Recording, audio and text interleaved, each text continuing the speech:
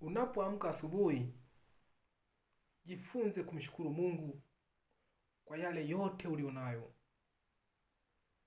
Lakini unapoamka asubuhi na kuanza kulalamika na kulaumu, inapelekea kuzoofisha furaha yako na kuleta msongo wa mawazo kila siku. Kwa hiyo ili uweze kuwa mtu wa tofauti, lazima uamue kutuliza moyo wako na akili yako, kwa kuhakikisha unajifunza kushukuru kwa kila jambo. Bila kujali hali ngumu kiasi gani unapitia, jifunze kushukuru. Bila kujali mambo mabaya kiasi gani unayapitia, jifunze kushukuru.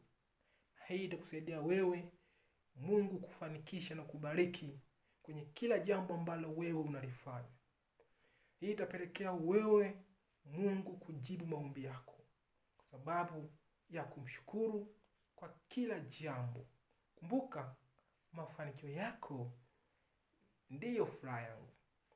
Asanteni sana kwa kunisikiliza na Mungu awabariki.